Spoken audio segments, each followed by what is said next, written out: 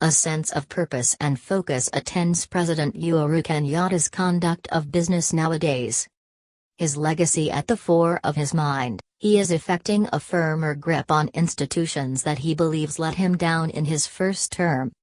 He has told his party's MPs and cabinet ministers and nominees that it will not be business as usual.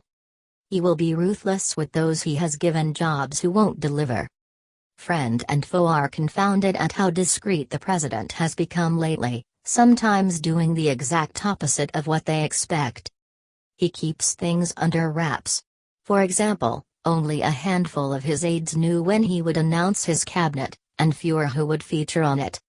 He scribbled on paper and departed from the script to insert the names of the first 6 he named in an impromptu address at State House. Yesterday the star established that the changes he has made since he began his second term target to ensure that people pay for breaking the law. Top on the president's list is the fight against corruption, which he has voiced his frustrations about during his first term of office. The targets are unclear, but sources say he has made this his presidency. Insiders say he is keen on ensuring that there is better coordination of all institutions key to fighting corruption. If you listened to the president during his inauguration speech, he clearly stated that there are no gray areas in entrenching the rule of law. Expect nothing less from him, and he is expecting nothing less from all Kenyans, and especially the institutions mandated to implement the Constitution, a key Jubilee insider said. He added that the president is likely to catch many by surprise because he has made his circle closer and tighter. His actions are shocking even those around him. He has now surrounded himself with people who he had long worked with, and the direction of the appointments is clear that he wants a complete change of thinking and execution. More changes are coming, another Jubilee insider added.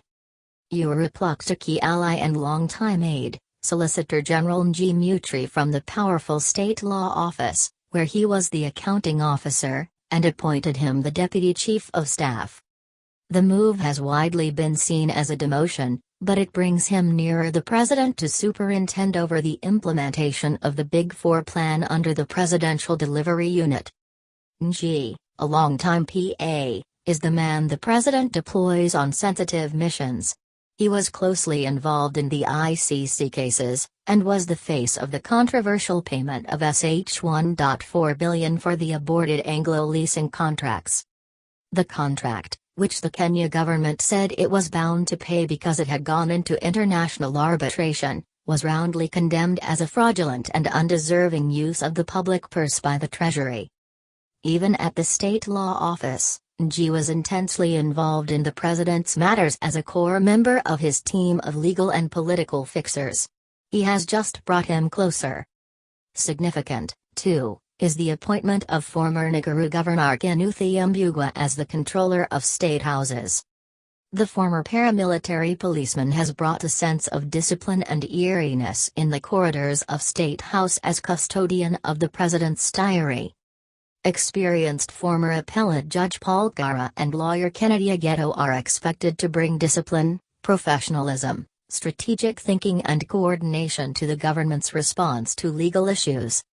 Uhuru is banking on Kora to reverse the streak of losses the government has suffered in the courts that have seen many key decisions overturned or declared unconstitutional. More on this video. Attorney General Githu Muigai resigns, Uhuru nominates Justice Paul Gara. Ageto is expected to tighten scrutiny of government contracts to suppliers, especially of large-scale projects, where money has been lost many times. Ageto was instrumental in Uhuru's ICC case as well as the 2 presidential petitions in 2013 and 2017, and the president is said to have been consulting him frequently on legal matters, even when Githu was in office.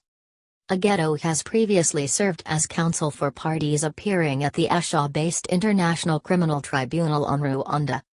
The president has made it clear to all of us that there is no room for incompetence, useless politics and corruption.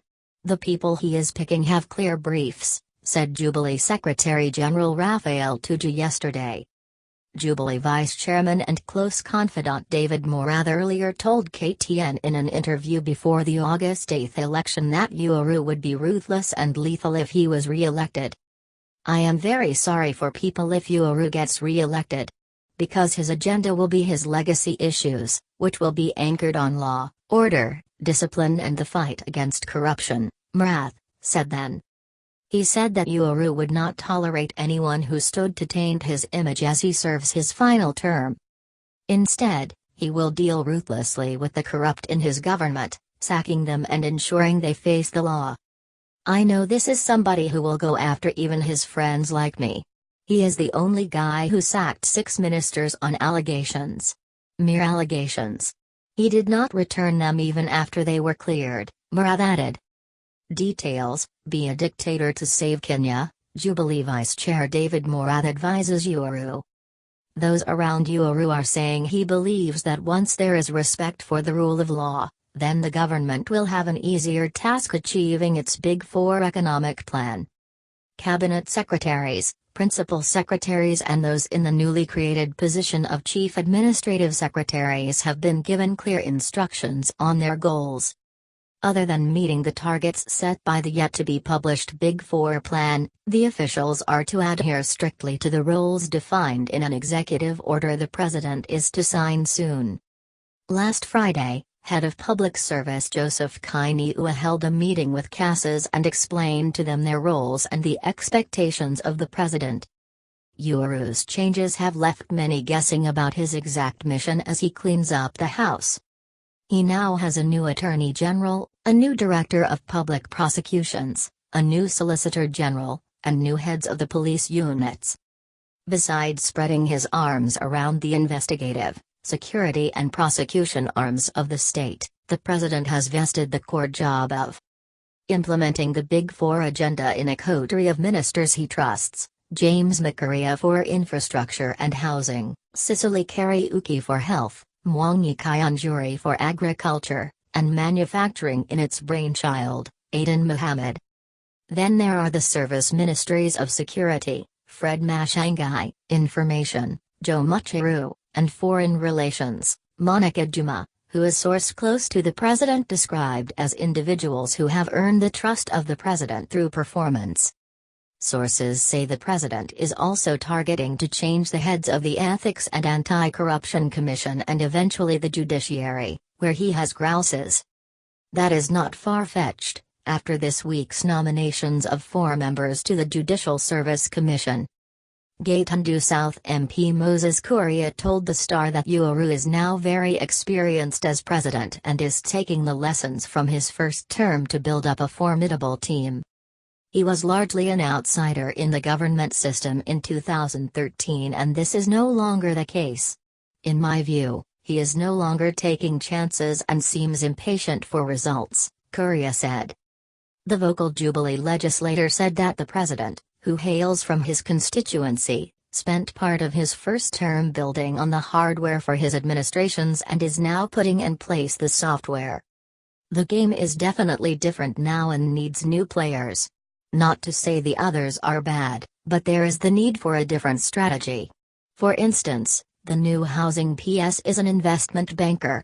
The president is clear that it is not just building houses but also about financing this, Kuria said.